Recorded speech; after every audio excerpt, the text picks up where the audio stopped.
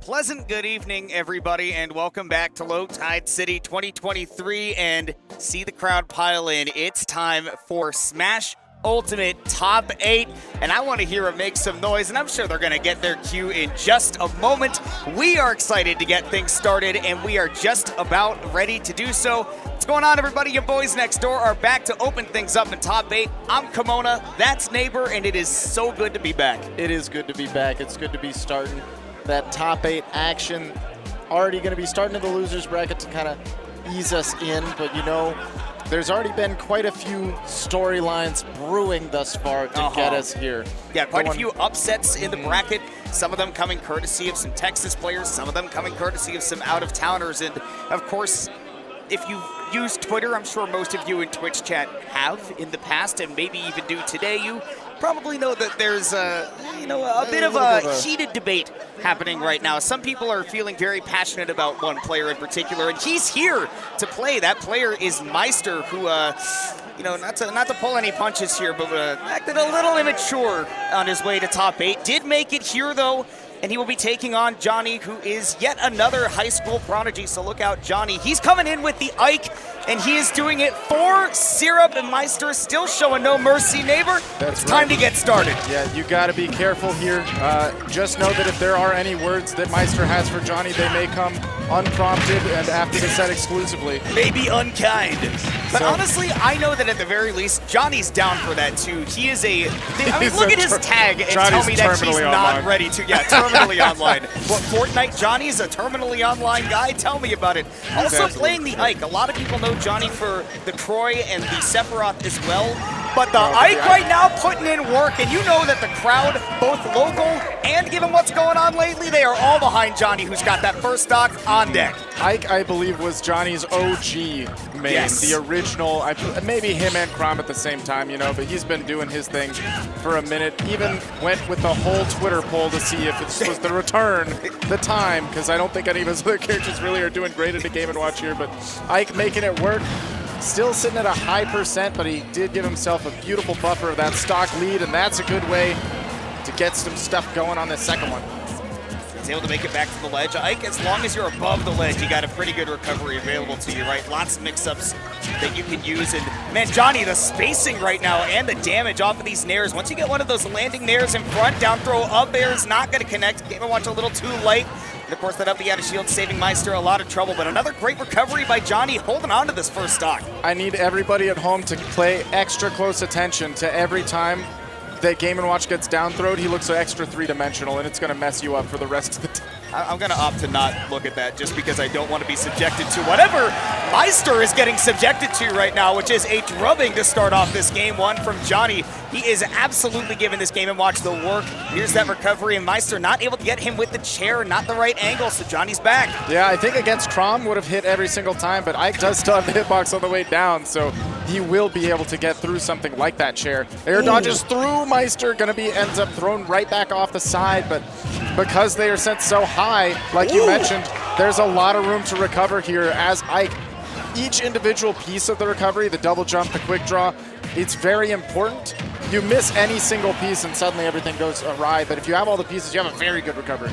It's Legos for sure, right? But you got to make sure that you got the whole set. Like you said, Johnny took advantage of that, lived a very, very long time, and that's not always easy to do against Game & Watch. You're going to take these combos. You're going to take some damage. Johnny says that's fine. As long as I'm back on stage, I can do just as well. Here comes the sausage, but breakfast not going to find Johnny's mouth waiting. No, at this time of day, breakfast is not on the menu.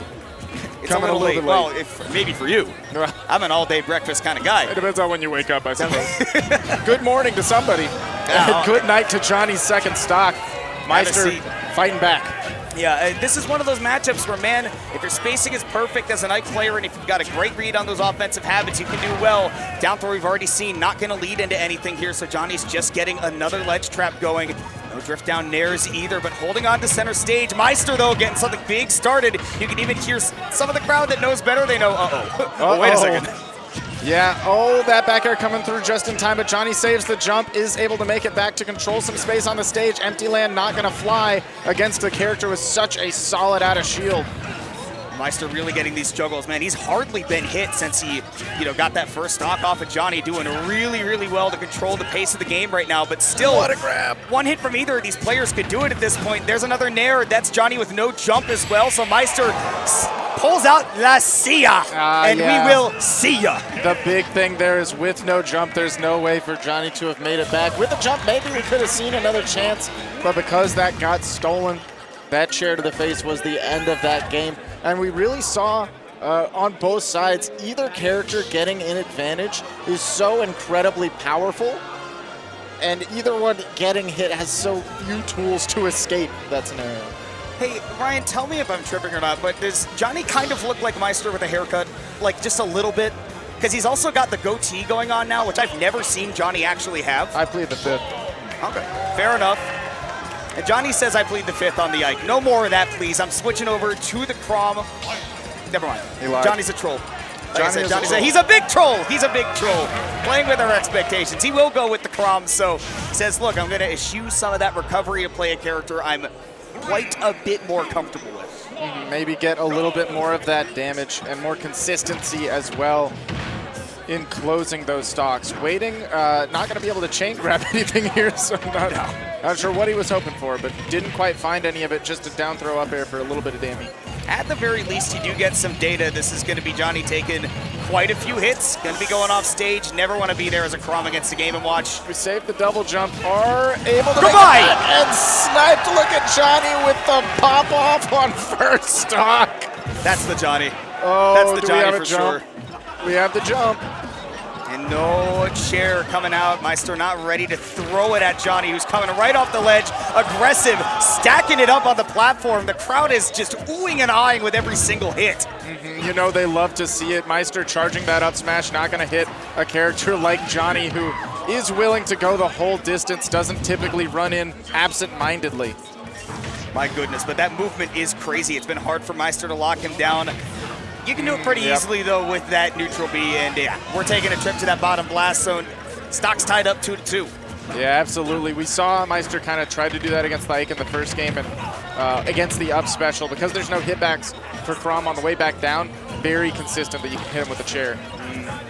Johnny putting on some pressure in the corner, but again, that out-of-shield game from Game & Watch, that up he's going to bail you out of so many of those guessing games where you just say, I don't really feel like playing any guessing games. We're going to live in my world, and that world has you going up to the sky and eating 86% unanswered. Even with the sword, it is a little bit difficult to play around the range of Game & Watch up special. That fire is pretty deadly. Nice recovery by Johnny, though. The spacing was great. Hanging on the ledge a little bit too long, though. That bomb is a great coverage tool for that. And once again, Meister turning around early momentum from Johnny into his own favor. Getting the nair to cross through to the other side means you can set up into the turtle. Hold on, no jump. That's the end of Johnny's last stock in the second game, seeing what we're going to potentially change into game 3. And God, I hope he picks a character that can make it back to the ledge. I don't know if Johnny has what. The only character I know with a good recovery that he has is the Sephiroth. Somebody's shouting "do it" at Johnny, and I'm afraid about what that is implying. What does that mean? What does this mean? What do you mean by "do it"? I heard somebody say Steve. I've never seen Johnny play Steve. I've never seen Johnny play Steve either, but Steve has a sword, so I'm sure he could do it. Dude, okay, I gotta say one thing. Both of these guys have, like, just a golden smile. Like, when they're grinning ear to ear, I'm also having a good time. Johnny, though, going to the Lucina, so there is a much better recovery, like you were saying. And, look, Johnny's all about those sword characters. If they don't have a sword, he doesn't want to play. That's so true. I'm wondering, I have not seen Johnny's Lucina ever. Neither has Johnny, evidently, because that is an unfortunate SD early on, and you can hear him going, man. That's what I love about Johnny, though, is that even if he's playing in a tournament set. Yeah. What are they chanting up there? They're chanting homie stock. Homie stock, They're chanting homie stock, but Meister is homies with nobody in the venue. He made that incredibly clear today. Johnny getting his first hit in, though. Meister answering back in kind as per the usual. 104% on Johnny's second stock so quickly. And once again, we're going to take a seat. Johnny, again, he plays like it's a friendly no matter where he is. Yeah, he's just here to have a good time, and I hope he is. It seems like he is. Maybe not in terms of gameplay, but, you know, his attitude, I like it. Yeah, he's enjoying life. And that's what we're here for. We're having a good time and not tying all of our self-worth to A video game? A video game. Yeah. That is what we do love to see. Maybe don't get too invested in it. I don't know. Johnny barely able to make that back. I'm actually shocked he had the distance. Oh. Yeah, we're going deep, and we are done. We are done, and Meister going to hold on to the 3 stock to end it. So a 3-0 for him. Crowd clapping it up for Johnny, giving his best effort, but Meister looking like he is in the zone right now. Stunningly silent in this moment, but did end up moving on in the bracket. Didn't have much to say, it seems. Didn't have much to say. That's unusual. Yeah, surprising. Wow. But here we are. Meister's going to move forward on the other side of losers. I forgot who's there. Please remind me. There are plenty of good players left in this bracket. On the other side of losers in particular, hey, let me pull up the bracket right now and tell you that is going to be Shu and Teaser. So probably 2 different forms of Samus going up against each other. A power suit versus the zero suit. Playing, I suppose, to move on in the bracket. On winner's side, though, for those who are maybe just now tuning into the top 8, we've got Mutes versus Beastly set up, as well as Captain Zito versus Apollo Kage waiting on the wings. A couple of expected names in there, but a couple of surprises as well. I mean, Beastly was the one who sent Meister to the losers bracket in the first place, and then picked up another couple of big wins today to make it into winner's side. I mean, I don't know, man. I mean, Beastly versus Mutes, we've seen it happen quite a few times before. That's going to be a very exciting one to watch. But before we get to that winner's action, I think you know which match is coming up next. Yeah. You can hear a loud crowd supporting Shu in the background. Get to see what Shu is able to do up against Teaser as well. And Teaser's going to have some shooters out in the crowd as well, right? Because, I mean, yeah, he's moved to Georgia, in the past couple of years, and that's his home, but home is where your heart is, and right now his heart is with all of Texas because we claim Teaser when it's convenient. Of course, exclusively when it's convenient. Yeah, exclusively when it's convenient. Sometimes he tweets things that should never be repeated. And it's like, damn, your Georgia players are like that, huh? Crazy. We could never do that in Texas. Weird. Some things he's tweeted while he lived in Texas, and we pretend that he was from Georgia. Yeah, we're like, huh, weird that happened. But yeah, I'm excited to see that. I only got to see Teaser play earlier today against Capitan Cito, where I was firmly convinced that there is an argument to be made that B Gunner is a better character than Samus. That down B is one heck of a move. And if you don't believe me and think I'm stupid for saying that, I don't blame you without context, but you should go back and watch that set to at least get a sense of why I'm saying what I'm saying. But nonetheless, Teaser is still alive in the bracket. The one who defeated him still up in winner's bracket, of course. But taking on Shu, she has had a heck of a run as well. And now able to make top 8, I believe, for the first time at a major in her career. Yeah, very impressive. Teaser, I don't believe new to the stage, but perhaps, depending on where we end the run, it could be a new opportunity. I mean, there is a lot of distance to make up in this bracket, right? But there's a lot of potential. There's a lot of potential in both of these players, I think, to do some serious damage. But like we said, 2 Samuses, but not a Ditto. ZSS versus the Power Suit Samus. I love that. Let's boogie. Let's boogie. We'll see if Shu is boogie. Both starting with the Z button. They both wanted to start with the Zair, But Shu missing the mark. Hitting the mark here, though, the Nair is a big conversion to the up smash. That's what you love to see at that low percent. So you can set up the juggle. Teaser with a big get off me of the screw attack, though, is going to be able to stifle some of that aggression. That's going to be really, really important because anytime that ZSS does land on you and is not feigning a cross-up just like that, right, when there's really no chance, it's really your only amazing out-of-shield option. Maybe against a taller character, sometimes you can justify that fair out-of-shield as well, but generally that up B is your biggest life. These up B out of shields or up B preemptively, as well as these short hop out airs we've seen from Teaser a little bit, or forward air, to call out Shu going for landing aerials is going to be huge. Because so much of what ZSS has to do is landing with an aerial takes a lot of time to set up. But once it hits, you kind of have to just hold that on block. And ZSS playing against a tall character, right? That's where she gets to live her best life. Against the short character, she really struggles. I love the aggression. Just not quite able to find the mark, but we are getting the grab. Teaser mashing for his life. Doesn't end up mattering. Getting the setup into the back air. Shu with the first stock. Sitting at a high percent, though. Teaser can answer back pretty quick. You know, this is something that I was noting back when I saw Shu playing earlier against Beastly, actually, was that she's really, really good at particularly calling out your timing. Doesn't really focus as much on the positioning, but she has clearly shown that she can do that as well. Teaser right now trying to bite into this first stock, but Shu, with all that maneuverability as ZSS, it's going to be tough. Yeah, Nair being a great option to cover there because it can hit front and back, but not going to be enough to catch this first stock from Shu. Teaser, though, still playing close to the chest, very low percent, finally connects that up throw. Even stocks, not a lot of damage dealt. It's a big match for both of these players. We mentioned that both of them are, not super frequent to get top 8 at a major stage, right? And this is a big opportunity for them to make a really big run. You look at the player cam during this first game, and you can tell how badly the both of them want it. Yeah. This is the same place in bracket as the last match we watched, but the vibes are completely different. Super different. Because there you're going for, okay, top player versus a huge underdog versus kind of two underdogs facing off against each other, and it's kind of, and pick your poison. Who's your favorite player here, and who do you want to see move on? And the crowd is pretty divided so far. Absolutely. One of these players fighting for a potential breakout Mona. And here we are. Shu with a little bit of a lead going in here, 85%. But sometimes I feel like it's better as DSS to have your opponent in that 30-40 range so you can get some of the bombastic combos. It's kind of similar to, like, Marth or one of those setup characters where you're like, once they exit the percent for your actual confirms, you're like, uh-oh, well, now what do I do? Now I got to play fairly for a while, and that's crazy. But setting up these back airs are definitely going to be potent. Falling down with the first hit of forward air. Chasing so far off stage. That's a down smash. That should be the stock. And it does all connect. Cannot give that up against ZSS, because like you're saying, you need those setups sometimes, and especially when you give her the opportunity to stay grounded and get something like that, that's huge for her. Right there, forward air is not going to be enough without any rage. ZSS extremely light. I think one really huge thing for Shu in this matchup, we're seeing it there, is she does get ticked out into the blast zone. Final hit of that forward air brings us to last stock, but one of the biggest things for Samus, Teaser's playstyle in particular, is those ledge traps, and Shu has been able to just kind of maneuver around them as she pleases. Yeah, I feel like Teaser has done a great job of catching Shu's jump-ins with just either raw throwing out the charge shot or these preemptive aerials or uppies.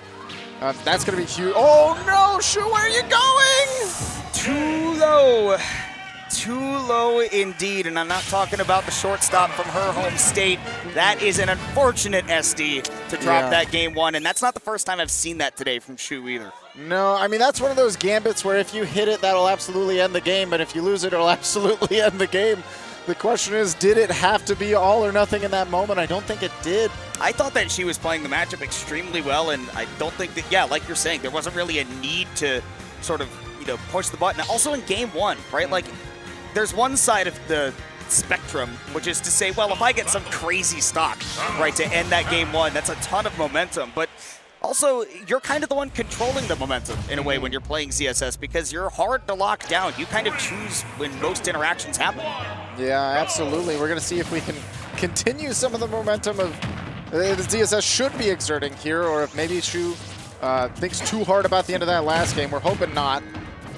I'd bet not. I think that's just that wake-up call of, okay, if I'm going deep off stage, I need to be on top of all my resources. Because that's one of the things about ZSS is that recovery is amazing, but only when she has access to things like the flip jump and the double jump and all those things. Absolutely. You got to have all the puzzle pieces, like we were talking about with Ike a little bit, actually. Ooh, okay, just enough timing to get up, not get hit by that down smash. Frame one jab, baby. Feet back on the ground. Do not want to give up the normal get up against Zero Suit Samus. It's one of the deadly sins. I actually love when we're seeing a little bit of grounded patience from Shu, as this up B's not going to be enough. Samus pretty heavy when donning that power suit. Man, Teaser going really low. I love forcing the issue there from Shu. He's now just trying to keep that center stage control. It's very easy for Teaser to use one of those projectiles to fight it back, or even that down air, but Shu right back into the driver's seat. That Nair turnaround was definitely intended to be a back air. Could have been a huge hit for Shu, but now just flipping over the Zaire, that is a good way to get things going. Looking solid, high percent, so Teaser could definitely answer quick, but this is the same as the first game, right? Shu starting with the momentum. Like you're saying, Zero Suit can kind of set that pace. It's all up to Samus playing the more defensive archetype to catch on to that. It's on Teaser right now to make this comeback start. There's that forward air to do it. The stocks go back to even, 0% apiece. these two have just been so evenly matched so far. Like, the way that last game ended, like, we really could have been seeing a last stock, last hit for 5 straight games. Teaser getting those ladders going. Didn't want to use that double jump. Maybe wanted to catch an air dodge or something, and nonetheless gets to continue that advantage a little bit longer. Shu really on the back foot. Catching the landing once more. We're seeing so many of these nairs get met with a charge shot. This one gets dodged through, but the jump gets caught. See how we're going to escape the corner, flip jump to the other side, and catching Teaser whiffing. But again, getting a little bit too close. That screw attack has a great get off me. Teaser's been doing such a good job of keeping Shu outside of the zone that she wants to be in.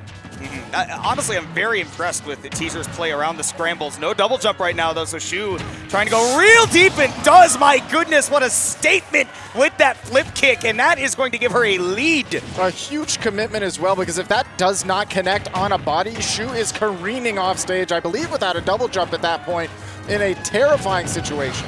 Going back towards the stage even, but there's so much ending lag that even without a double jump, Teaser can probably get the KO off of that anyways. Seeing him not putting pressure on that ledge though, so Shu able to get off back to center stage and even trading with that grab, which would have been the end of the stock.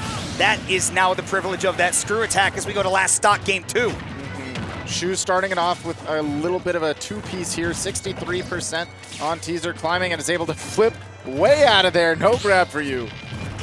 Teaser starting to catch on with the parries on these Zairs, at least not giving that free shield damage, right? I mean, obviously not able to get much except for maybe a couple inches of positioning, but nonetheless really making it work for him. And that's why he was so successful on that stock 2 before Shu just took it from him. Drifting back a little bit, but finally falling into one of these up airs. Teaser once again calling out Shu's timing, jumping in, trying to go for these landing aerials. Spot dodge could have been a big moment for Shu to get right back into this one. No tech chase here. Teaser right back on his feet. Now an opportunity. See how he goes. Goes for the jump here. Shu gonna wait for that landing to try to catch. Looking really solid. Second hit of the forwarder doesn't connect. A little bit of a scramble after the bomb. Shu needs to be much more careful around those bombs in the air as we go to that last stock, but that back air does send us to an even game 3, 1-1 in the set, and again, just so dead even, well fought between these two. It is such a privilege to watch people on the same level compete for just that one spot in the bracket. One more movement in that bracket placement, absolutely. At the end, we saw the back up connect because Teaser was trying to continue doing what he was doing, call out those landing aerial timings. Dash attack connects, that might have absolutely been it on his side of things, right? But not committing to the aerial, staying a little bit more floating, and then coming back down to punish Teaser for overextending with a dash attack. That's why we got it 1-1. See if Shu's going to continue that momentum, since Shu really has been the decider in both game 1 and 2 thus far. Yeah. See if Teaser can be one to the West Balls took 8 stocks in one game, right? It's kind of the same thing. Yeah, well, Smashville for game 3, and this is a place where Samus can get some crazy combos, and I mean, it's impossible to approach when she's sitting behind that platform. That's huge. Unless you got something like that. That's so huge. Big momentum swing for Shu. Now can sit back a little bit more and not worry as much about jumping into these charge shots. What a setup with the whip. Mine is a little better. Mine is just a little bit better. That's what Shu's saying right now. And right back on the ledge, jumps right into the missile. Big opportunity for Teaser. I don't believe she has her double jump. Is able to make it back though. Teaser definitely way overcommitting in that moment and eating some big damage in return. Yeah, it was a big weave back from Shu to not fall into the forward air because she knew she didn't have much resource, and a quick back air catching Teaser. Playing off stage with the bomb. This is a gigantic lead for Shu. This is, I mean, this is Shu playing at maximum confidence. And that's normally something that I don't always see from her, but she is feeling it right now. A character as well, not just the player Shu here, but the character in ZSS lends themselves to that, where momentum just starts to swing extra heavy. The Melee players are chanting for a 4-stock. That's not even possible. It's not even possible. Guys, come on. Tuesday was right. They really do love chanting. Nice recovery under the stage. The crowd's going nuts. You can tell the Melee players are chanting because they have never seen that before. But that is a classic. We love to see Shu playing with heart, going so deep for that one. My God. I haven't seen a ZSS move like this since Bars, but Shu says, hey, you better keep my name at the forefront of your mind because I can do everything you can do and maybe even better. Absolutely thinking that deep nair could have connected into the back air, but Teaser had just enough time to block it. Absolutely Shu's game to lose at this point, playing from so far ahead, but playing with heart. That's a big whiff. Going to be a nair. Not going to connect all the way. Hold on. What resource do we have? Do have the flip jump, so you can always get back to the ledge there. Nothing big here. Does get the down throw. Last time we saw that double jump back with the back air, so Teaser really respecting it, but dread it, run from it. It will still come all the same. That back air connecting. This crowd is loud for Shu. See Kronos and the rest of the gang out there just absolutely beside themselves. Shu needs only one more game to move on. Playing absolutely ferociously. Can I give you a little pet peeve of mine? Yeah. Guys, you're supposed to go, let's go, Shu. Don't stretch it to 2 syllables. It's one syllable. They're trying to stretch it out. There are hardly 2 letters in that word. Like, bring it back, man. But I digress. That's a pet peeve. Dude, I feel like we barely said Teaser's name at all in that last game. Yeah, that's because he didn't do a darn thing. He didn't do anything. That's what I was saying. It's like, it was not about him. He is not the main character right now. Not right now. Maybe he has a chance to earn it in this next game. Teaser arc incoming. I'm just saying, before the entire set began, when they both sat down, Teaser looked puzzled. Now I get why. Yeah. Yeah, and again, we remember how soon we may forget that game 1 could have easily been Shu's as well, because that ended on an SD. Absolutely. And Teaser said, okay, I got overwhelmed on Smashville. Make the stage bigger, please. Please, I need less I need less chances for any Nair to be my doom. Oh, but getting run down all the way to the ledge regardless, you're going to need a little bit more than that. He has his double jump, and I was thinking that, okay, maybe he still has that, but man, Shu, I mean, even if you don't get the stock, 57%, nothing to sneeze at. Absolutely not. 57% and a ledge drop opportunity. Didn't convert, but still big position. Shu's still converting off the side, though. God, this is just such trouble for Teaser this whole set, man, because I think the biggest thing that defines his gameplay to me is those moments where he gets things rolling and he does 80% or a stock off of just one hit. But watching him play today, he's playing against characters that can do that a little bit better than him. Big setup. I love that Shu continuing to play with heart and going for those high-risk options, right? If you miss that, boost kick, you're in a rough spot. And that does not work typically against high-level players like Teaser unless you have broken their confidence and you are playing with some of your own. My goodness, if you try to tell me that Shu is not confident right now, you're insane. She is playing out of her mind. Even giving up the ledge trap does not matter. She is on the aggressive. Teaser finally has a word to say about it. Get off of me, screw attack, please. Crazy that that's basically all Teaser can do to get some footing in this game, though. So deep. It's ridiculous. Staying alive, Barry. That's it. Teaser's got a mash. And that's going to get him that stock, too. Wow. Shu Electric continues to fly down with the invincibility immediately on top of Teaser. No room to breathe. And catching the jump from the ledge. What resources do we have here? Just drifts back to the... Oh my goodness. Go to the blast zone. Go to bed. We're only one stock away from Shu putting this set to bed. And sounds like 3 people in the crowd really want that. 3 people. Okay, now it's a few more. Yeah. It always takes one originator. Somebody has to start. Oh, this is a big start. Big up B, though, to punish the Nair a little bit too high on the shield because we were trying to get that conversion. Actually getting up that charge shot, which has been almost a non-factor this entire matchup. And Shu, amazing spacing. Take this damage. Teaser back to the ledge. Shu gonna call the jump hard by not dropping through the ledge. That's like a Jedi mind trick if you get them to jump into that. Like, you have a second to react to that. But I would still believe it could happen the way that Shu has been playing and forcing Teaser into position left and right. Goes for a little bit of the charge, so we don't have to be put in a tech scenario. Guns at the ready.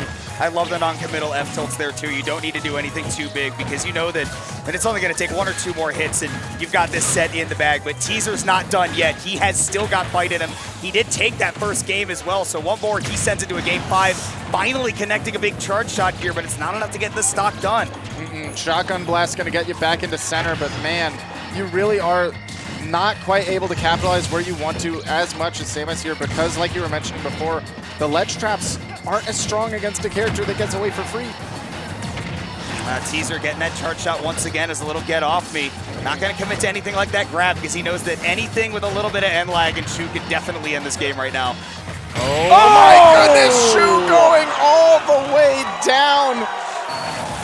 Absolutely zero fear with selecting that option the second the smart bomb started, and Teaser rolled up into that ball, rolled all the way down into the gutters. Down air, smack. I'm stepping on that head right now. That was, you described Shu as electric that entire set, not even referring to the move set. No, not at all. But that was an electric way to end it. It sure was. Shu definitely boots made for walking. Yeah.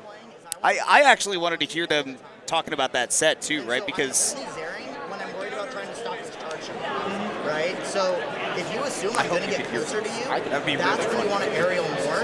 And then when I start backing away because you're covering that space, that's when you start charge shotting and doing more things like that to counteract the Zair. See, I love getting to hear that. I love having the player mics and the crowd mics as well. And I want to hear them talk about that set, right? There's a lot to learn from somebody like Shu after putting on a performance like that. Yeah, there's a reason why Shu was going so far ahead in many of those moments, because she understands so much about the matchup and what's going on here. And at the end of it, Teaser, not defeated, goes straight to asking, hey, what am I supposed to do here? What could I do better? I'm not even sure if he has like the most ZSS practice out of anybody. I don't know if there are any of those down in Georgia off the top of my head, but nonetheless, that's going to be Shu moving on. And a lot of the crowd is excited to see that. I know I am too, because after that performance, I need more. Yes, and that sets up potential exciting runbacks as well with Beastly waiting in winners. Beastly also knocks Shu into losers, so there's a little bit of that storyline. We'll see what happens as things progress. Now, both Meister and Shu moving on from the losers bracket. Winners bracket, though, Beastly, the person to knock them both down, is stepping up to the plate up against Mudace, two top Texas talents. That is so exciting, man. I mean, Beastly, I know some people know Beastly, probably even going all the way back to Low Tier City 7 when he beat Fatality. That's all the way back in Beastly's Pokemon trainer days. Those are long gone. That was some time ago. He plays 3 characters, but not in one character. Yeah, yeah, he could play more at this point. I don't know. He could. But primarily Diddy Kong. You see a little bit of the Nest sometimes. You see sometimes Fox and Rob. Zero Suit may or may not still be around. I don't know. He could play literally any character, and I would not be surprised. You know what he is? PT still comes out against He's Steve. a modern-day Stroder. Yeah. That's what he is. He can pick up any character, and I would not be surprised. He's just built on fundies. If you build a foundation that is strong around fundies, you can pick whatever character and apply those fundies to that character. It's crazy. And that's your advice from the Property Brothers on HGTV. Look, it all starts with one stone, the cornerstone. The cornerstone. In the back of the house. Yeah, I'm excited to see this. Like you mentioned, Beastly's going to be playing up against Mudace, who obviously does not need any introduction. If you've been watching Smash over the past, any time in the past 5 years, right? You've seen Mudace play, and particularly lately, right? It's just been such an explosive player. And look, if we're going to talk about fundies, really nobody else you can talk about. The one known for being able to apply maximum fundies a day. Anytime somebody is going to play against Mudace, I frequently see this is going to be a good set because Mudace this or the Mudace, I love the monkey. Oh, TK and I were talking about the Diddy earlier, and he's just, we were saying that's what it looks like when you get hit by that down tilt into whatever your combo is, and he's like, That Diddy Kong flush is definitely giving the clapper monkey vibes, which is perfect for the down tilt. That is exactly what we're going to see. Beastly also playing for Syrup, so good for him. Syrup getting a lot of representation. Shoutouts to him and his mom, both in the crowd. Happy Mother's Day, by the way. Happy Mother's Day to everybody. Well, only to mothers. Well, if you celebrate. I guess Happy Mother's Day to everybody, but especially to mothers. Especially to the mothers. Shoutouts to my mom. Anyways, we got Mudace and Beastly. Mudace of 26 Renegades, of course. 26 are doing a lot for the Smash scene in a time of need, and they got a good guy on their roster. Ooh. Good guy stuck at the ledge, manages to escape with the monkey flip. Evening up percent pretty quickly, has Banana set up for the ledge trap, but gives it up a little bit early, trying to get aggressive off stage. Mudace holding on to center. And that's going to be the name of the game for both of these characters, right? Like, they both have a little bit of burst movement in a way to sort of shut down the main tools, right? Diddy's got really good air-to-airs and anti-airs to shut down the float, and obviously, if you want to use that banana, you got to contest with float, and there is that down tilt leading into so many things. But again, Peach a midweight, not going to go down so easy.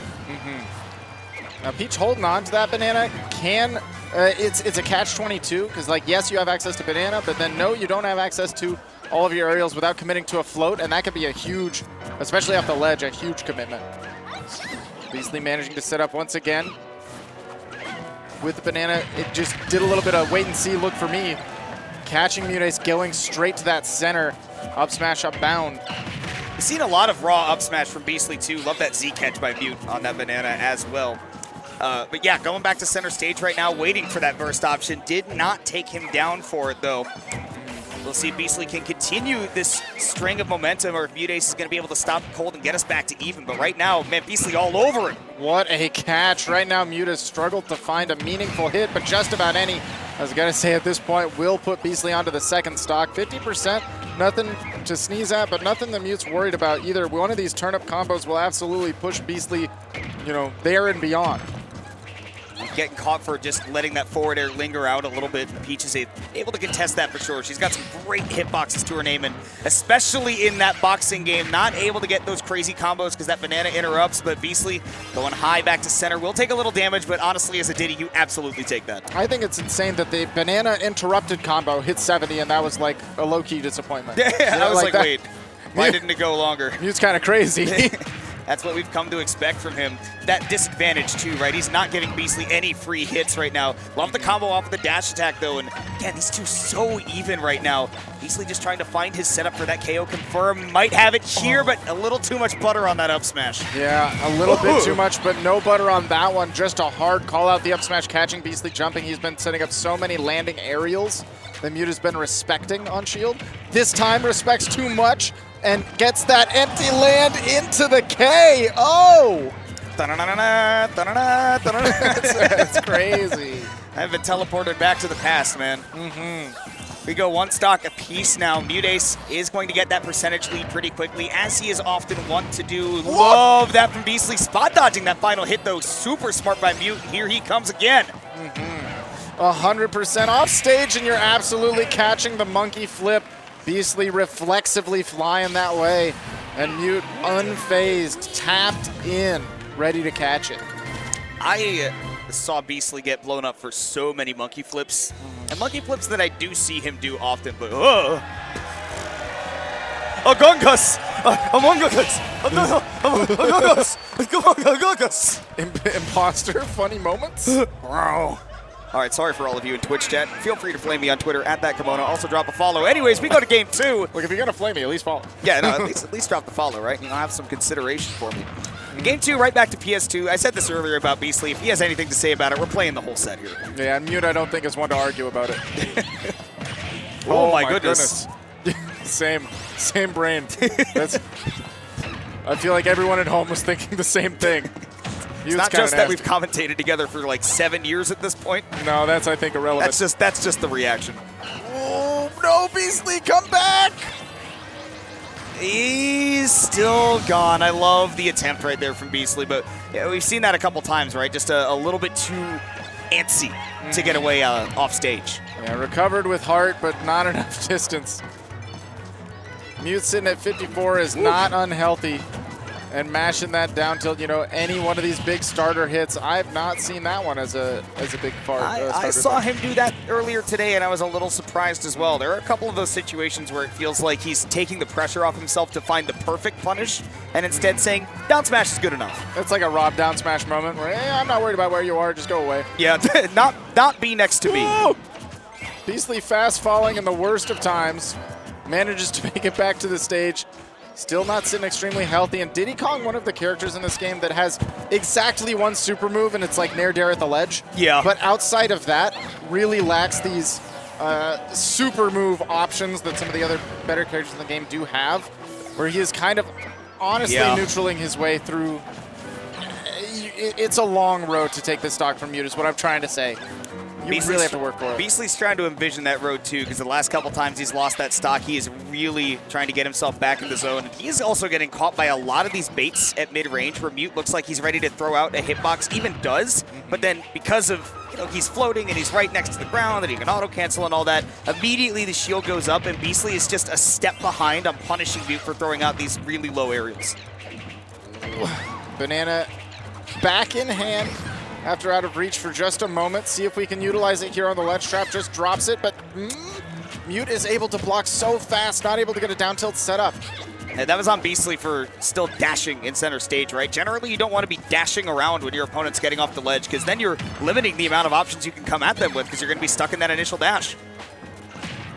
Finally connects the down tilt into the up smash, put Mutace on the second stock. We could always see some really silly banana nair dare, silly setups off stage, but I don't think that Mute's going to give Beasley that position for free. It's really got to be a string all the way there. Yeah, I was about to say, you can say that we might see that, but I don't think so. That's the hope. I'd be surprised. The hope as a Beasley fan. If you're a Mutace fan, you owe. Again, off stage. If you're a stage. Mutace fan, you're eating. We're eating good. That's true. Beasley is, you have claimed him as your son. That is a protege. That is my son. And it is great to see him on this stage. And he has played Mute before and put up good fights, but he has got to dig deep. Reverse 3-0 against Mutace is a grind. Good Lord, that is a grind. Mutace is a fortress as it stands, but reverse 3-0 is going to be a tall order. That is what Beasley will be looking to do, though. See if he can potentially continue this insane winners run that he's had thus far. Beasley just asked for his stage bans. I've never seen Beasley ask for stage bans before. That is crazy. And we're not going to PS2. No, we're selecting small battlefield. With Sonic music too. Just about the closest we could get to PS2 as It's Beast Mode Tarun! Oh! Beast Mode Tarun has entered the building! Beast Mode Tarun is out to play for Syrup up against Mutace. I didn't realize we were allowed to tag in other players mid-set, but for this one moment, we make an exception. By God, it's Beast Mode Tarun with a Falcon Punch.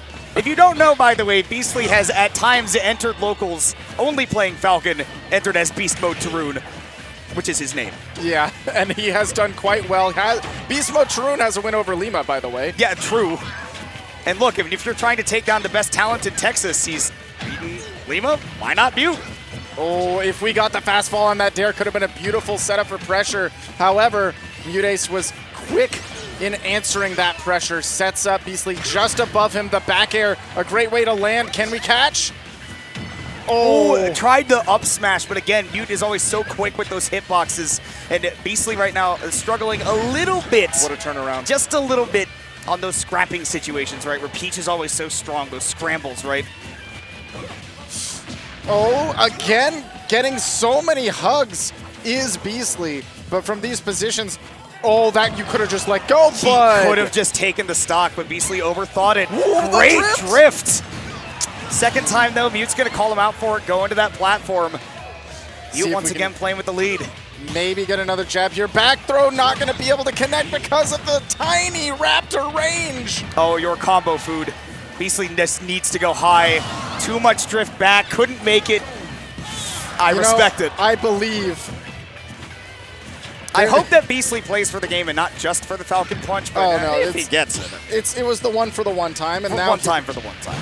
We're here going for more up specials. Somehow, it's not going to be enough. Ooh, I love the idea for the ledge trump. Does get that up air and the taunt as well. He says, come on! Do it for Syrup, do it for Salt. For Salt as well. Falcon has done so well at LTC already. Maybe we can make the Goldilocks repeat. Beasley should just say, hey, see me in Melee. I know your hands won't hold up. Straight up, Beasley made top 48 winners in Melee today, or this weekend too. He is rather good at that game as well. A little bit inspired. Forward smash not going to find the mark, and Mutace taking his time because he knows that if he gives Beasley enough rope to hang himself with, that'll probably happen. Oh, we see the down throw. Really good DI from Mutace, but these up airs connecting, sending high and higher up from center. Yes. Crowd popping off for that Falcon dive. It just gives them so much time to react. It's true. Back to the ledge, though. This is where Mute's so scary, but Beastly fighting his way back. Going to take another trip off stage. Mute getting a little bit more aggressive. No sweet spot, but still keeping the pressure on. Nair connecting. No jump. Yeah, gone. Well, it was an excellent attempt from both Beastly and Beast Mode Tarun, who got tagged in there at the end, but we take a look at a 3-0 from Mutace. Mutace is shaking regardless. I would be too if I had to play against Beast Mode Tarun. That is scary. Yeah, definitely terrifying. A beautiful attempt on Beastly's end. I did think in a run-back scenario, maybe we should see Beast Mode Tarun from the start. I like the Incineroar? Maybe. Oh, the Incineroar? The Incineroar? That has also beaten Liba. LTC. That would be crazy. Because, yeah, SkyJ went out 13th. 13th, yeah. Insane. It's kind of crazy because I had him picked as one of my favorites to win the whole event. Then Beastly ruined his bracket. Yeah, Beastly did indeed ruin his bracket. So did that to him. Maybe pay him some homage and say, look, man, this is for you. But, I mean, hey, what can you expect, man? I mean, when Mutace is actually on it, it's really tough to stop. It is incredibly difficult to keep up with that pace. And a very different pace, I think, will be for the next set. Two characters that like to take their time. Any baseball and or golf fans in the chat, you may be eating good. If you love downtime. We're going to have Apollo Kage versus Capitancito. Tony, I know you're watching. Are you going to play Mario 64? Oh, well, that's always Is it time for that? He's going to say no. It's a Sonic exclusive. It's not a Sonic set, so it's not quite the same thing. Not quite the same, but it will take quite a minute because we've seen that both of these players do have the mental wherewithal and the propensity to play at that slower speed, and they're both grabbing that selfie before they start up, and that's how you know that the competition's going good. We've got AK channeling his inner Luffy as he does. I want to apologize to Coney because I definitely ruined his chat for suggesting Mario 64. It's a wasteland now. Can I get a Ronnie? I just love that emote. I don't know what that is. Just for me, it's the guy just flying out of the water. Good for him. I hope he's having a good time. I think it's funny. Well, yeah, so Snake versus Me Gunner, in case you're unfamiliar. Apollo Kage, the resident best snake in North America, perhaps the world. Some people might be, in debate as to whether there are a couple better in Japan, Dio and Shogun and whatnot. But you will see Apollo Kage rocking the 4 mom tag or maybe the high mom tag, one of these two for sure. I know that Apollo Kage is acknowledging the Mother's Day and playing for his mother. He tweeted about it. Wants to do her proud, and I respect that. I love to see that. It's Mother's Day. Respect your mothers. Give them a call if you love them. If you love your mother, talk to your mother. Give them a call. Capitancito going to go ahead and make the LaQuisha Me. Has that built on the other setup, and maybe this is going to be a different move set as well. Because I know earlier he was doing the Samus at home. He had the charge shot, the missile, the bomb down B, and then the really good recovery up B. Charge shot, gunner missile, bomb drop. Yep. That is exactly what we're looking at. And this is, I think when I watched this play, I was slightly convinced that maybe Me Gunner is better than Samus in some cases. There are definitely some arguments to be made. I know if I am Snake and I'm holding a grenade I just pulled, and I see that down special bomb flying at me, I'm terrified. That's already plus. My shield's going to get eviscerated. My grenade's about to pop. I might die. These are things you have to worry about. Very real possibility. But I'm also curious about how the stages are going to work. We've talked before about how Snake has quote-unquote bad disadvantage, right? Like quote-unquote. Theory, certainly not in practice, but it's the juggling, right? People are like, oh, he can get juggled forever, but Me Gunner can actually kind of do that because that up air is so huge, and Snake, like, he can mix up the drift with the B reverse grenades and the C4 and all that, but if you don't have that down, or if maybe it becomes a bit predictable, you can get juggled a long time. Absolutely. They are fumbling over who's supposed to be player 1 and player 2. I love that Dylan said, you earned it, bro. Player 1, you got it. Always a bastion of positivity. Top seed AK. Yeah, Mutace number 1. I think AK number 2. Either 2 or 3.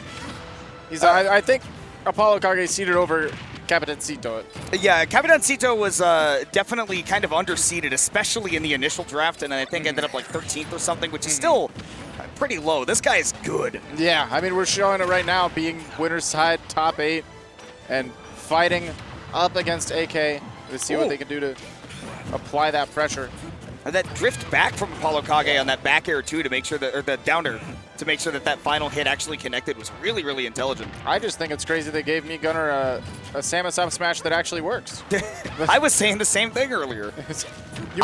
I literally think it's just because the character's shorter. It is genuinely, yeah. That recovery is insane. Ooh, Apollo Kage waiting, not able to find anything except a ton of shield damage, and it's not going to help you when you get launched a long way away, and there is indeed that up air. Exactly what you were talking about. It doesn't matter if you pull a grenade there or not, you're getting blown up. Ratatata. I like that you were in sync with the down air there as well. Ooh. I love that idea from AK to try to drop down and get the up tilt too, but Capitancito had exactly the same idea. Yeah. Oh, look out. Finally catch that C4, Capitancito and myself completely unawares. Yeah, I did not know that it was over there. I was not paying attention. I was not paying attention once again.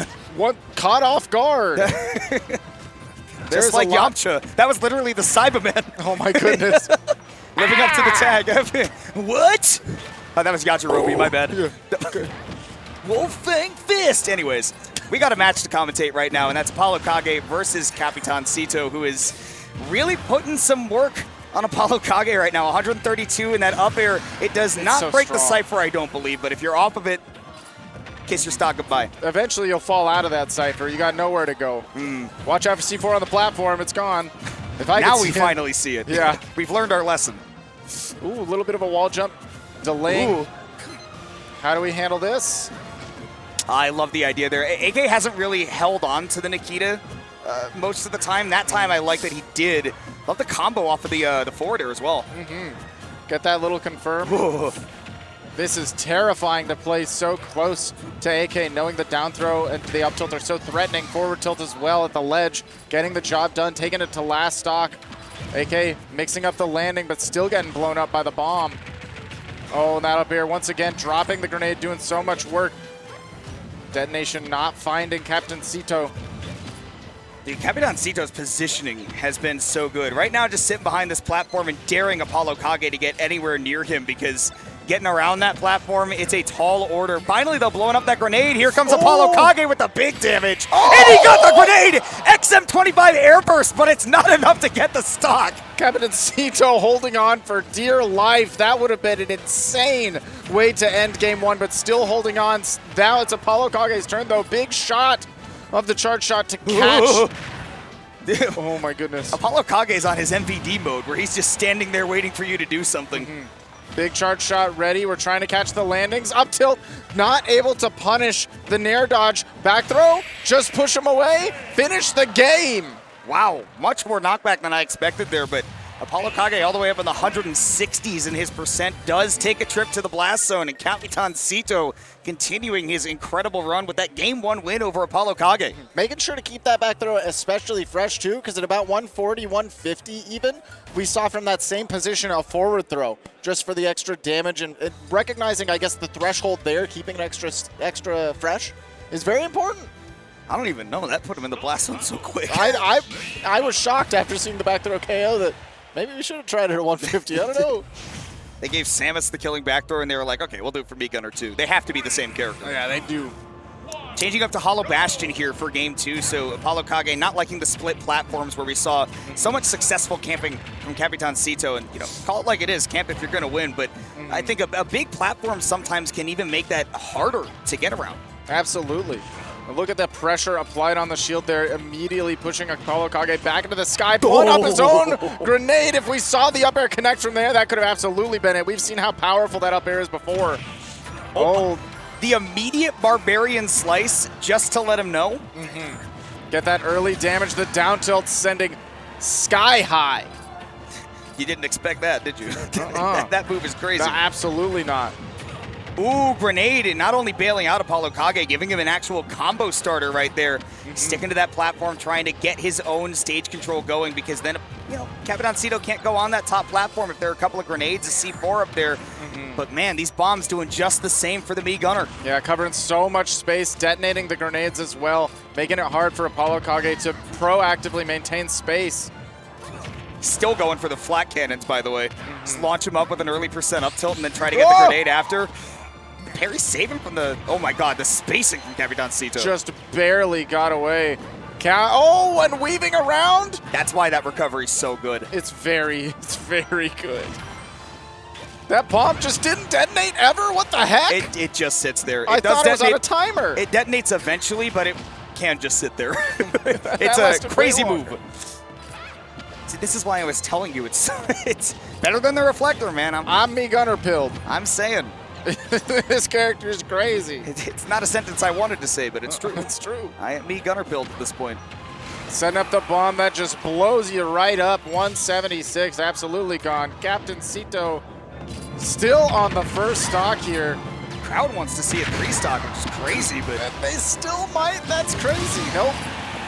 Hey, is that crazy? That's kind of crazy. Man, that's crazy. Anyways, 1 stock left for Apollo Kage.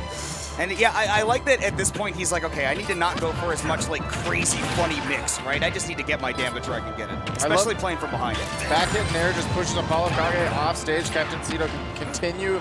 Oh my goodness, the snipes. He tried to again with the forward air, but Apollo Kage positioning looking pretty good. Going way high. The missile, really good coverage as well, but okay, turning it around. Crossing yourself up a little bit rough, but interrupts AK so that he's not able to detonate that C4 that was set up to interrupt Capitancito's recovery. 150% we're... Oh my god. That was a disgusting ending. Oh my god, he is. We're only at 3 stars? I don't think Fellas! There's no chance that Coney finishes the speed run in time at the rate that Capitancito is playing. Not the way this is going. A couple more of those down airs and you are, he's not getting the dire docks, man. This was a mistake.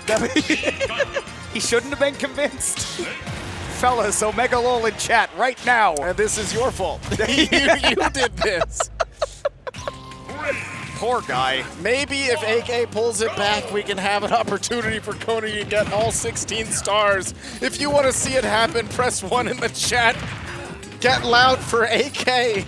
It's Coney's only hope. He's not even going to hit Mip's clip. Oh my goodness. Game 3, we're back to small battlefield, by the way. I think AK realized that, okay, I want to cover that center platform, but the ability for Capitancito to sit behind it and I just can't approach him is just too great of a risk for me. That was the smoothest landing on the plat to get that empty grab. That was so fast. Up air not going to connect, big commitment, but manages to bail out of the scramble. The fastball air dodge from AK was really, really intelligent right there because he hasn't done it yet. Gonna be careful that Capitancito can call him out for it at this point though. And these two are starting to play that full screen game, right? I just need to not be near you. I feel like the full screen game definitely benefits Capitancito. Gives you the opportunity to go for the charge shots and missiles, whereas the grenades are a lot less impactful when they're so easily played with. That bomb really just covers so much space. Down tilt, cleanly finishing the first stock. Capitancito retreated to the other side. B-reverse, a lot of momentum mix. Why did that reach so dang far? That up air, or that up tilt rather, was just sticking out. It lingers and it makes that hitbox so big. My goodness, man. Capitancito, he's not playing Me Gunner, he's playing Me Arsenal. Absolutely. Oh, not quite connecting. There's a stick, but just in time lands and gets the shield. Ooh. I actually thought that Nikita was going to come back. I wasn't sure if it was Nikita or up tilt that was going to meet Capitancito, but neither one ended up connecting. AK air dodges to the ledge. Waiting once again, trying to get something big going, but man, Capitancito has just been a freaking fortress, man. You just can't get in on him. Big patience, no overcommitments, really waiting for the opportunities when they know they're guaranteed. The missile war, the crowd popping off for it. Oh my goodness. Nikita beating out the charge shot though. Okay, sorry, the charge blast for all the Mii Gunner Charge mains out blast. there. I said the right thing. I never was going to get it right. Anyways, that charge shot from Capitan Cito is a very effective tool in this matchup. It is so strong. The grenades being able to body block it are pretty big. That's why we don't see them flying consistently. It's the missiles more for sure, yeah. Yeah, but Capitan Cito has found many opportunities, and again, just getting right in range to hit that down tilt, send Apollo Kage off the top. Not quite at a percent. We're guaranteeing the up tilt. Go! It is spinning back for one more and just let it wiggle. Return of the Nikita. A little wiggle, and Capitan Cito on the second stock. That is the exact thing that if he had hit that off stage, AK is back in this set. Absolutely, but Capitan Cito holding in, manages to stay on stage and stay in the game with a hefty lead, 65%. He almost died to that. Yes, he did. That why? This character packs a wallop. Oh yeah. Up tilt sending to the skies, forced to air dodge in that situation because you know that up air is such a strong move. C4 is hitting around center. You got to be careful. Watch for it. Ooh. You got to watch for that charge blast as well. Charge blast. Blast. Just edited in over post. And a really good charge blast. Consistently, once again, that full screen. The grenades not nearly as impactful. Oh, nobody saw the C4, but who needed it? What happened? What? I think AK still was holding on to a grenade, and by the time he got hit by that bomb, he got sent off the top, and Capitan Cito looking like he could take this entire tournament, dude. He has been unstoppable today. Looking absolutely phenomenal. Coney speedrun in shambles. In shambles. You could barely have speedran Pokemon Blue in that time. Glitched. Man.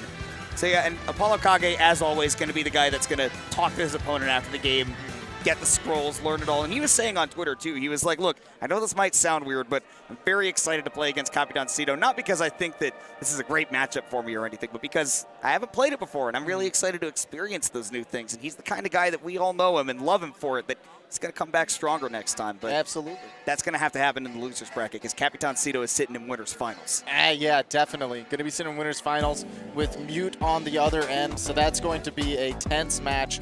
Definitely one that, again, probably won't run very quickly.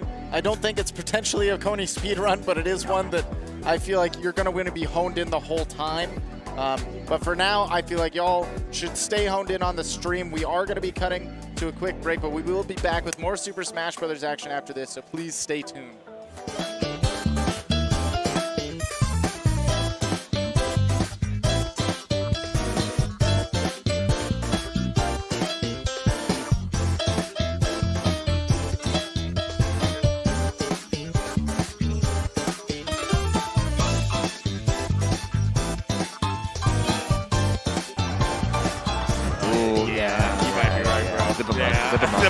But now, Jake, you are stacking on a ton of damage, and the crowd goes wild. A lot of special being on this zone right now.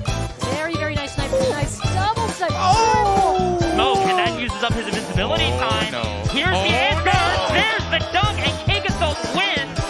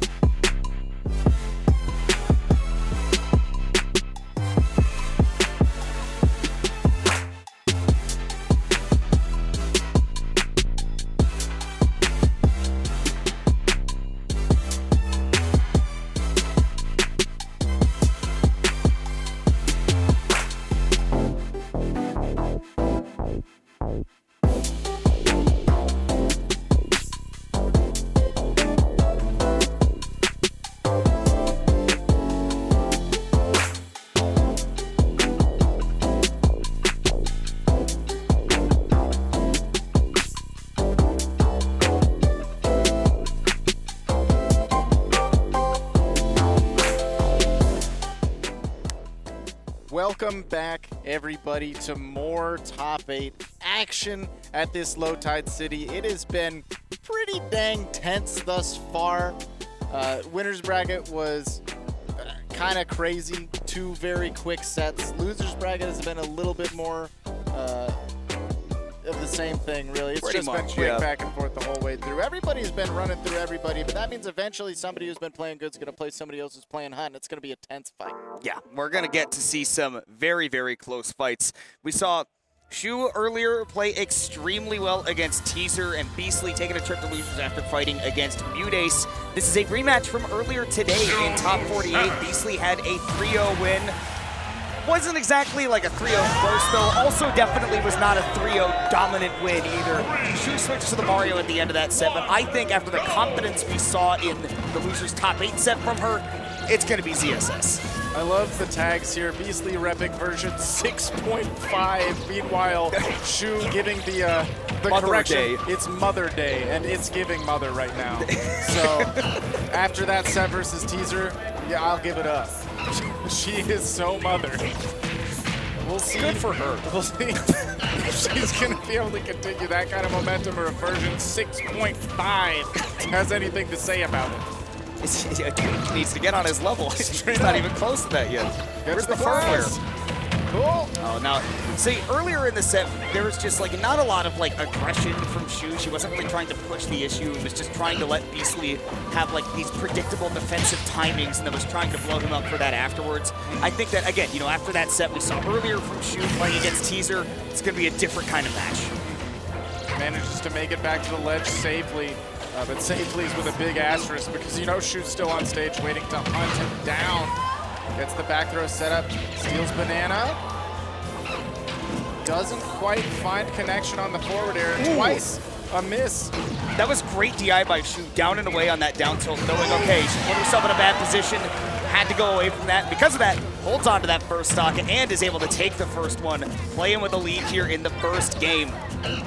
Yeah, Banana set up as well to get extra shield pressure off the Nair. Sends the wrong way, so Shu's not going to be able to eviscerate this stock. Blessing for Beastly. But Shu's still looking incredibly strong. High percent, but the ledge trap's not as threatening against Zero Suit Samus. Able to dodge through that up smash. That was continue the pressure. Yeah, forget whatever I was saying. Shu is working on a gnarly ledge trap right now. The berry calling out the timing on the mash, but not going to be able to take the stock because that was the aerial up B. Also, Nitty's kind of, wait. Yeah, he's got a little bit after him. Eats a few bananas. He's got some pudge. He's got some pudge.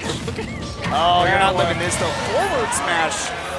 How dare you rely on that move? Well, with a tag like Shu, gotta put a little bit of faith in him. Shu fits. I suppose.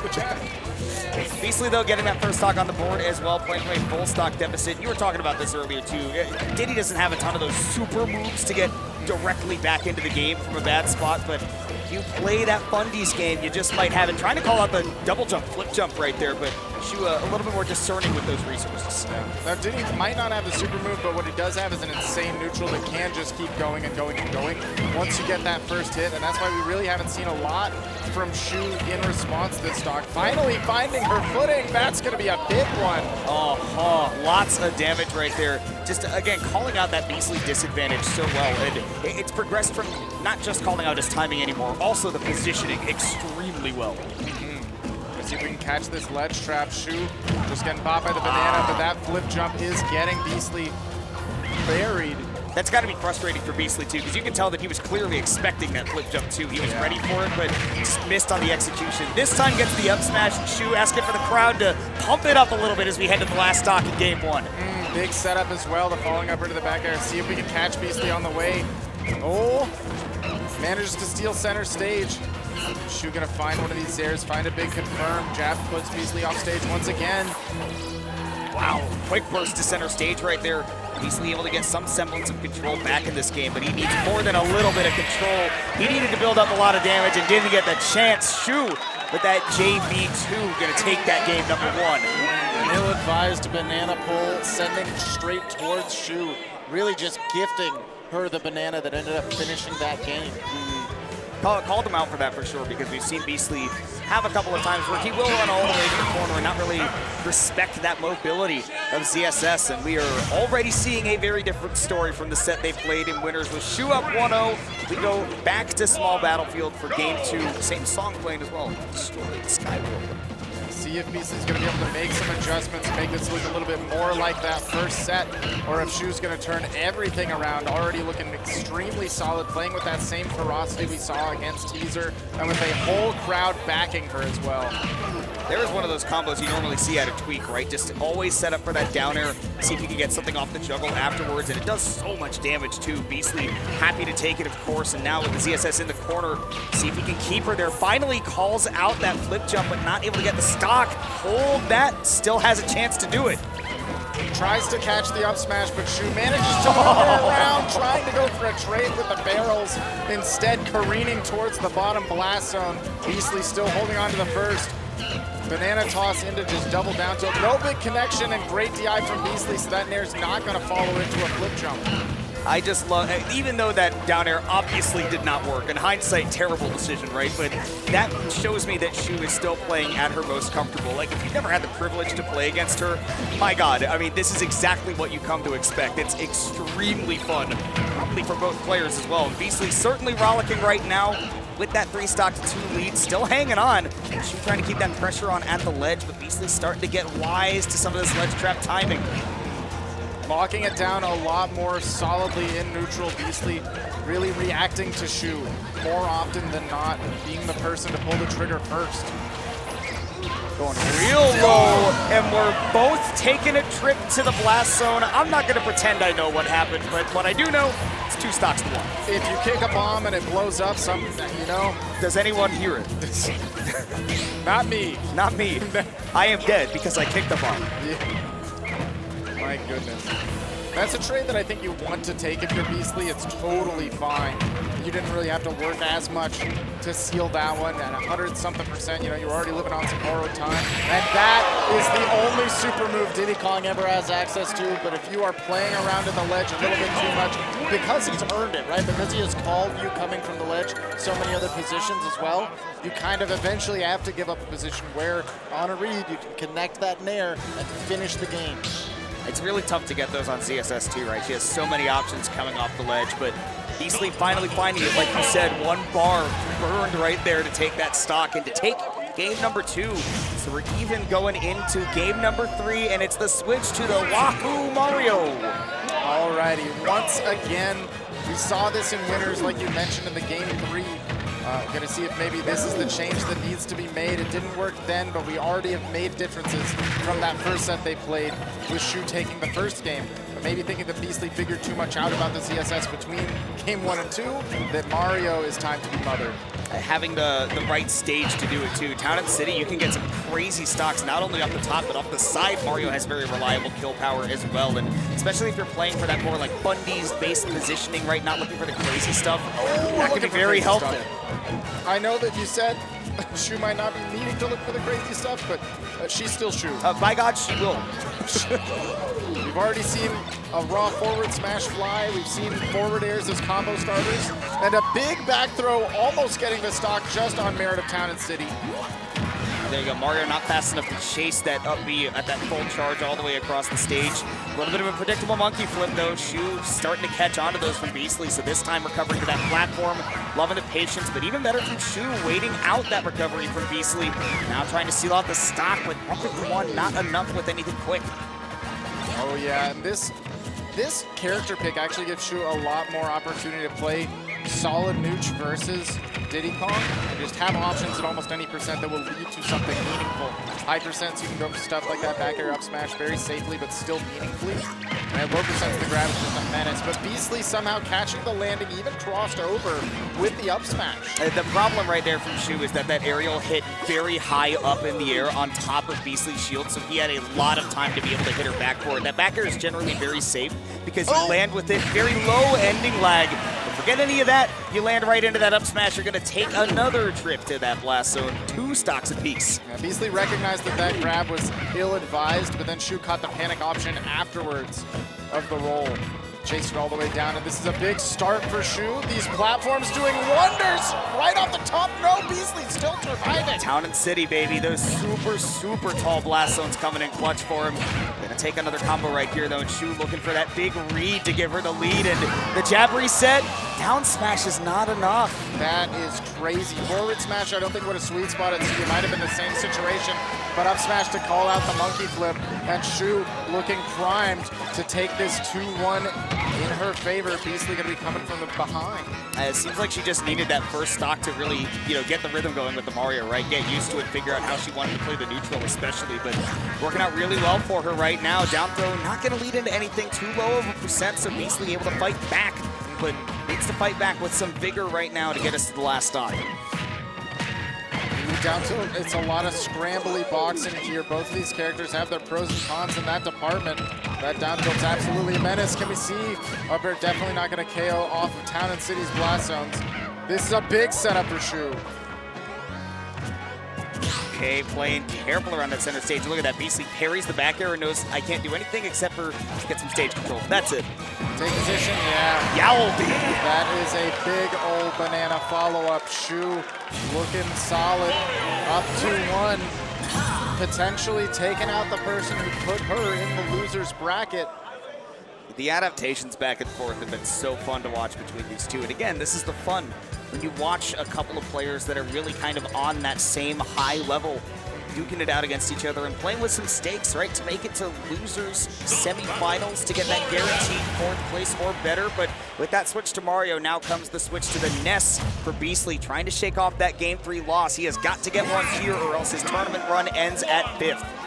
Another character in Beastly's repertoire. The Ness isn't out of nowhere. This is probably one of the first characters he was doing it with. Not even probably, it is. We've been playing this character since Smash 4. It's been a while. It's been a while. And now we're going to see if these big disjoints the Ness has access to is going to be what we need to make the difference in the boxing game that Shu's been so good at. No double jump. We have no jump. Oh, but we're able to get up and above the cape. No chance for Shu to turn things around there. Same sequence as we saw with that last PK Thunder, and almost the same reversal right now. Beastly going to stay on stage, though. That Nair is not going to take it from him. Down smash once again, letting him continue this advantage. Shu, a little antsy off the ledge, but the get-up attack does work. Yeah, Perry expecting the up air, but the down air ends up being what it was. Shu catching Beastly on the landing, starting off hot again in the Game 4. Eating that back air, no combos for Shu, and now she takes a back air of her own. Beastly going to even this up 2 stocks apiece, but it still feels like Shu has got all the momentum. Continuing to mix up Beastly's timing with these down airs, where he's expecting up airs, dropping those parries, and just taking the hit. Couple of forward airs here. I don't know if Shu has a jump right now. Beastly trying to take advantage. Down air, not going to connect, and that Mario up B is hard to contest. Absolutely. There's no reason for him to have that large of a disjoint on those gloves, but it's there. Down smash, safe, but not going to get Beastly any reward. Shu trying to put that pressure right back on. There's an up air to start up a juggle as well, but Beastly so much more careful with these landings now. He knows, okay, I can't be on top of Mario at any point. Yeah, Shu doing such a good job of staying reactive and kind of positioning herself such that Beastly feels the need to press forward first. And I'm surprised I'm like barely hearing the Texas crowd too. It's all about the Shu squad right now. They are loud and proud here in the crowd. Mash out from Beastly going to keep him alive, but that just lets Shu continue this advantage at 144. Snipes. Oh, manages to make it back, but has to recover very quickly. He reversed the fireball. Get up attack is going to get Beastly back on stage. Forward air. Just applying pressure. Can we get the ledge trap? Down smash not going to do it through Always get up attack. Always get up attack when you see that yo-yo come out. Shu still not able to close out the stock. 171, and it only takes a couple of medial hits, and it's even the up air to do it. One more stock, and Shu moves on in the bracket. Beastly taking a second to think on the Angel platform here. Back air going to send this to a last stock in the Game 4. There's the Texas crowd. Now they're starting to get loud because they realize the stakes now, right? Yeah. Beastly loses one more stock, his run's done. And after such a strong start, you'd hate to see it peter out here. No double jump. But this could be it. This is a big chance for Shu, and the forward air emphatically finishing it. Shu moving on, taking out Beastly, who put her in loser's bracket, and potentially earning the chance to play herself now against Meister if he's able to take it over Teaser in a fight that was initially seeded. And look at the crowd up there in the front, so happy for her. And Beastly shrugging it off and saying, well, guess that's where it ended. We had a good run, ended at 5th, but for right now, that hero is Shu on the screen right now. Like you said, an emphatic ending to that. The bravery saying, I don't care about that PK Thunder. You're getting the boot to the head. That's a fist to the head. But either way, you're going to the bottom blast zone, and I'm moving on. Yeah, continuing to play the entire time the same way with Heart that we saw from the very start, like we did against Teaser. And you love to see that moving on in the top 8 because that means there's more electric gameplay to be had. There's plenty of it ahead as well, given the talent we have in the winner's bracket as well, and potentially, depending on what we see at the result of this set coming up, one more before we hit that top 4 split, and it is 2 of the people that are probably the most recognizable names in this entire bracket going up against each other. Apollo Kage and Meister playing where loser gets 5th. It's going to be Meister and Apollo Kage. For some reason, I was thinking Teaser was still in the mix. I lost my mind. Unfortunately not. Yeah. You done lost your mind. I done lost my mind. But yeah, Apollo Kage and Meister, I mean, it's going to be one of those matchups where you figure the bucket, right? The bucket. One of the biggest factors entirely, and it's going to be a real test of Apollo Kage's CQC skills, right? Because just don't want to give Game & Watch free stocks like that. Right. It's definitely not something that's impossible for Snake, but it's one of those scenarios where he has to play just so differently versus this character versus any of the others. Kind of similar to Snake versus Ness in those moments where you don't get as much access to Grenade as frequently the way that you want to. It can lead to some awkward scenarios, but you do still have such strong boxing options and the other character's still so light. You can absolutely find success. It just looks a little bit different than traditional Snake gameplay. Right. It's quick kill confirms are the name of the game and not necessarily building on the damage so quickly. You know, the Snake is always about that consistency over the course of the game, but it's not going to necessarily be the same crazy stage control way that you would usually expect. Let's get it rolling. Game 1 between two of the top seeds at this entire tournament. And again, one of these guys has got to go out at 5th. Crazy thing to think about, but let's get started on that path to find out the result. AK and Meister. Meister already starting off hot, gets the up throw into the nair. This is going to be a big juggle. Even with the B reverses, that up air is very good at detonating Grenade on the way down, continuing the pressure. AK is definitely going to be looking to use more of that down tilt that we saw, a little bit of dash attack as well to cover these long ranges and keep Game & Watch out. Oh, there's that Grenade detonating in shield.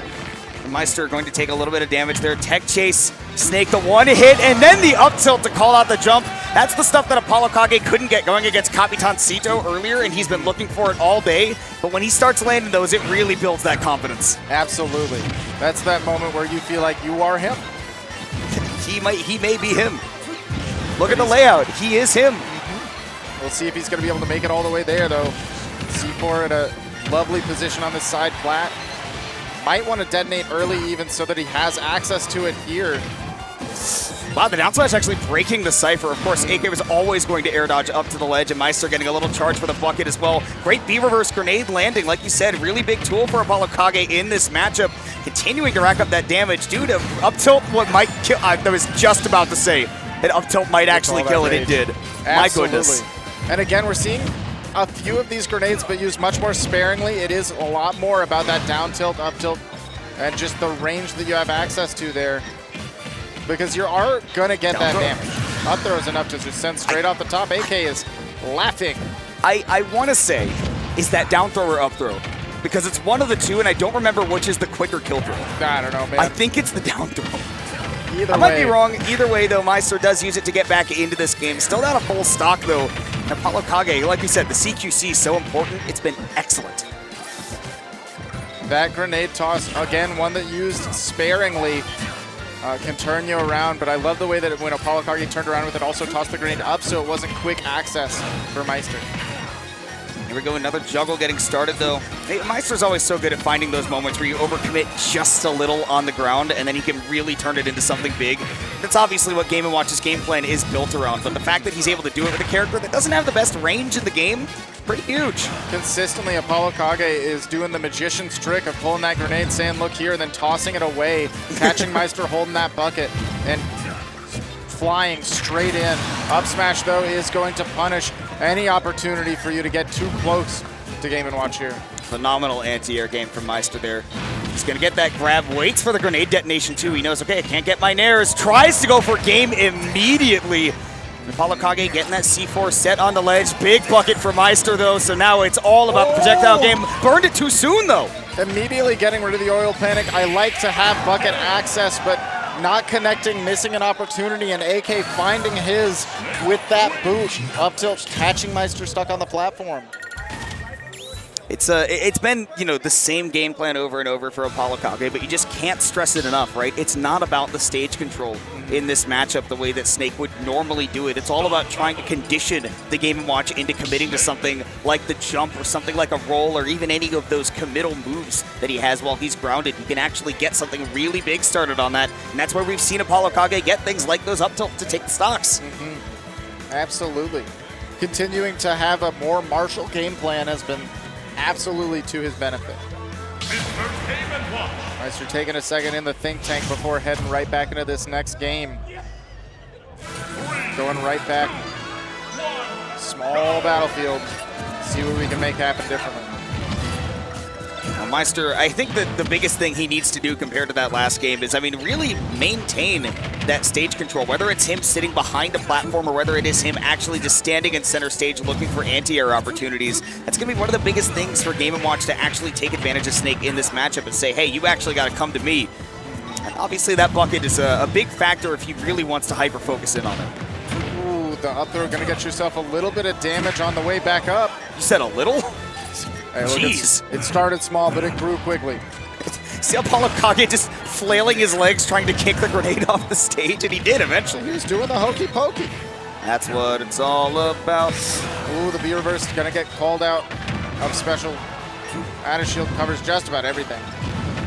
There goes Cypher covering Apollo Kage on the way back up.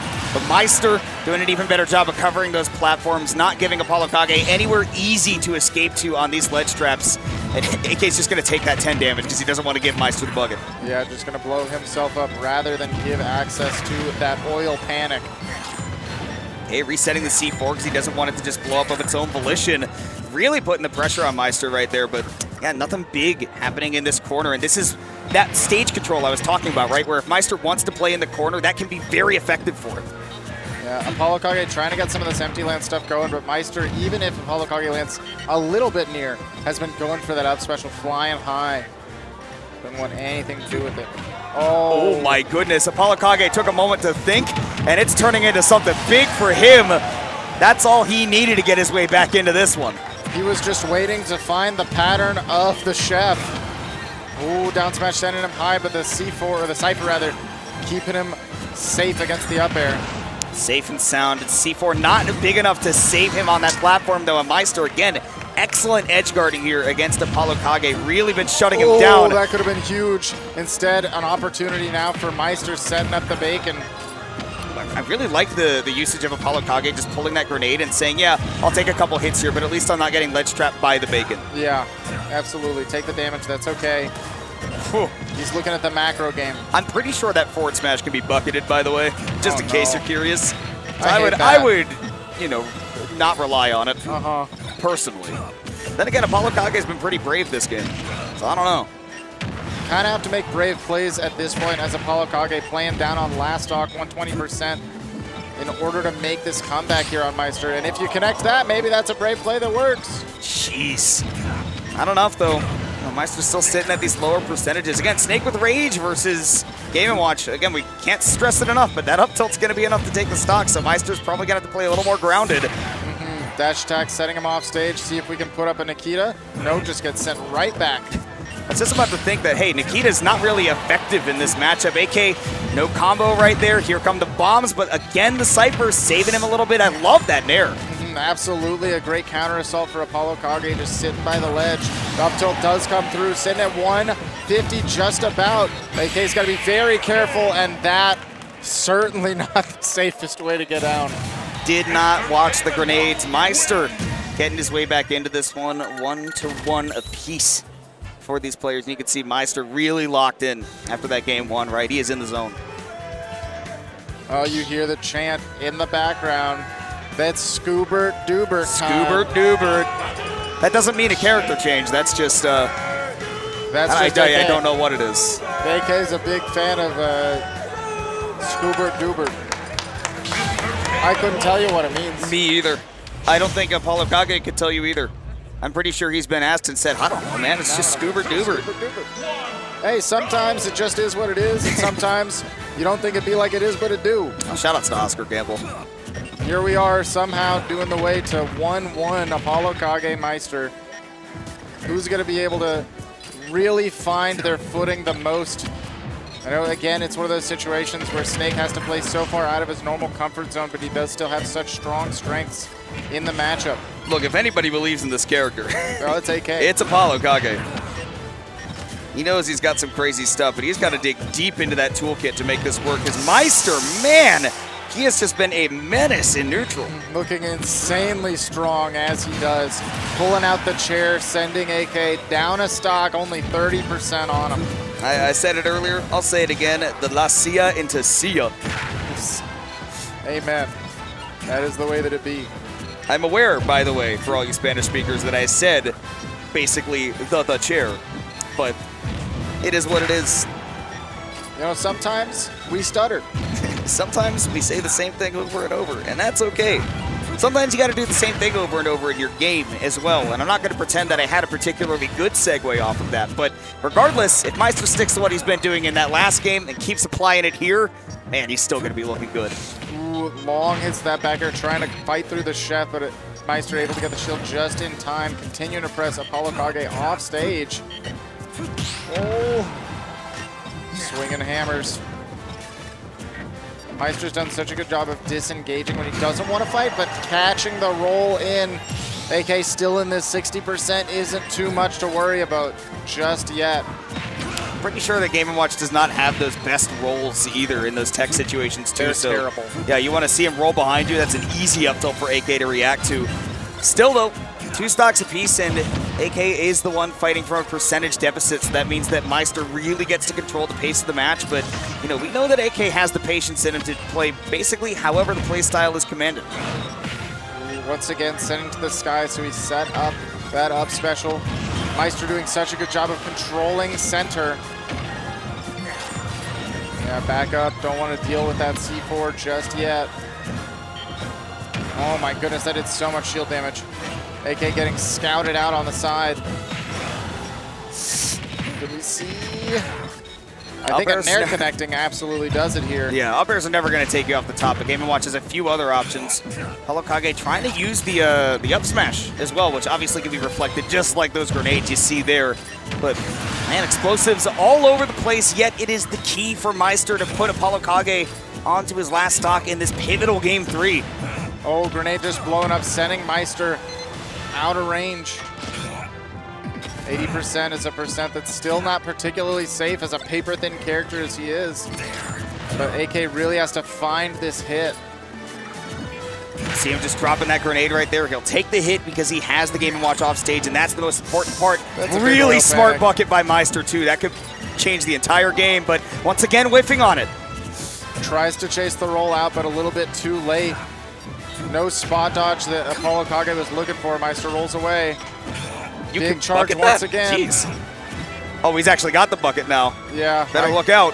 And he does. Apollo Kage has dodged almost every oil panic. He has dodged every oil panic, in fact, yeah. No almost to be seen here. He is caught on to the fact that, again, like you said earlier, Meister wants to throw it out often so that he actually has access to the bucket later. But my goodness, this damage is climbing. AK looking incredibly unsafe. This is, we talked about it earlier, right? Snake, in theory, pretty bad disadvantage, has a really tough time with getting juggled, and Game & Watch is one of the best jugglers in the entire game. And once again, you said it, that up air can detonate those grenades, and Meister going up 2-1. He's one of the top seeds in the tournament, and he is playing like it. Yeah, it's why I was mentioning that you have to really use that B-reverse sparingly as Snake in this moment, because not only do you have access to bucket, but you give opportunity for that up air to detonate and send you sky high. Where previously, you know, like you mentioned, the up air is not particularly deadly on its own. It's just the percent that it builds and the situations that it continues to place you in that becomes so terrifying. Well, Apollo Kage is going to have to dig deep. The crowd wants to ask him if he can get much higher. I don't know what exactly that's referencing, but that's One Piece. Oh, is it? It's a One Piece thing. Okay. I thought I knew most of those, but it could not be. It could be something different. I just kind of assume at this point, right? It's like, all right, yeah, you got it. One Piece is pretty good. It's crazy good this week. All right, game number 4. We have not gone off a small battlefield for any of these games, and honestly, I don't think the stage even matters that much. No, I don't think it really does. I think the main thing is AK going to be able to find these martial hits or not. Meister's done such a good job of playing far outside of AK's ranges, forcing him to commit to stuff like the dash attack, and when it doesn't work out, it is huge for Meister. Yeah, that Meister's been playing so well this entire set, and just has not let Apollo Kage get the momentum in the set after that game 1. And look, you've been saying, look, stay out of my zone. If you think you're going to get your confidence rolling, you better be real confident that you get around my smash attacks. And the bucket. Yeah, and again, Bucket and a Dream manages to toss out the oil panic right away, not connecting, but it does give access to the Bucket once more. Goodness gracious, that up tilt's actually enough to do it, though. Again, Game & Watch being so paper light. Apollo Kage able to take the lead here, and he has not played with one in a while, but big damage on Meister after that C4. Actually, not as much as I thought. Back air gonna be detonating into a grenade, so AK still holding on to the first one. Falling forward air is enough to take AK's first stock, though. 46, not a ton of damage, but hey, it's climbing. Oh, we are getting so close to percents where I feel like up tilt's gonna be doing everything that we need it to. Need a little bit of rage, though. I think that, you know, yeah, one throw tech chase or one juggle from Apollo Kage, and now you start to wonder if maybe Meister's in a lot of danger.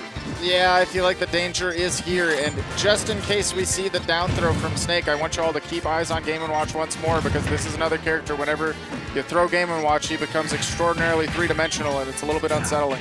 Ooh, I actually love the idea from Meister. They're going for that forward smash, right? Because if Apollo Kage just air dodges to try to get out of that whole setup, he could actually just be gone. Ooh, empty land. Look at how 3D is. A little early commit from Apollo Kage. Dash attack almost enough to do it, but not quite. Letting Meister drift down. He does get the bucket on the up smash. That is a big charge. Meister fighting damage back so far. 140 living for an insanely long time. AK's not able to use, you know, the traditional tools that Snake would off stage in order to end something early. Like you mentioned, the Nikita against Bucket doesn't do a darn thing. Meister just sends it going in another direction, and then you lose your tool. Be out of shield, though, or actually out of the spot dodge right there. Meister finishing it off. Like you said, that Nair can take you off the top, and Meister just needs one more to stay alive in the bracket. Dash attack strong hit might have done it for AK, but the weak hit just sending Meister back to center. Once again, we see the patience from Apollo Kage. He's just looking for that perfect moment to approach every single time, and never just a good enough one where maybe you take a trade, but that's kind of what it's like to play against Game & Watch. There really is no good enough moment to approach him. It has to be perfect. Still sitting back, dash attack, able to come out just in time to get that down smash out of here. Can we call the catch? Let up option? No. Apollo Kage unwilling to stay close enough to the ledge to threaten it. Now, he is not definitely going aggro, right? He's not trying to open up Meister here. He's waiting for Meister to give him one of those openings, and I think that Meister's really letting that result in a lot of momentum for himself. Forward air is not going to get anything done here, and here come the juggles once again. And you can't really pull the grenade here, because if you hold on to it, you get taken off the top. Oh, but Meister, that air dodge puts you in a bad spot as well. Launch to the sky. The up airs continue to fly. Where's AK going? Sent straight up off the trampoline. barely able to air dodge back, holding on, but only just barely at 184. It seems like an inevitability. Even the jab from center stage sending him so close to the blast zone. Just holding on to that bucket. Eventually, we see the detonation. AK gonna have to tap in extra hard, sitting at almost 200%. Just about anything, especially all these forward airs that Meister's dropping, would be enough. Oh, we're able to dash attack through the bomb. You can't deactivate the hitbox. Oh, you knew it was coming. You knew it was coming. Because what else can Apollo Kage do, right? I mean, just a raw comeback is so difficult. Back into center stage. Meister really focusing on these forward airs. So much shield damage. AK with the SDI out, though. He's got no shield either. How on earth is he alive? AK fighting with the most resilience. Oil panics here, immediately gone. This is so close, actually. And the bomb drops. At 200%, you have almost no invincibility left at the ledge. Meister finishing it off at such a tense moment. Finish in 4.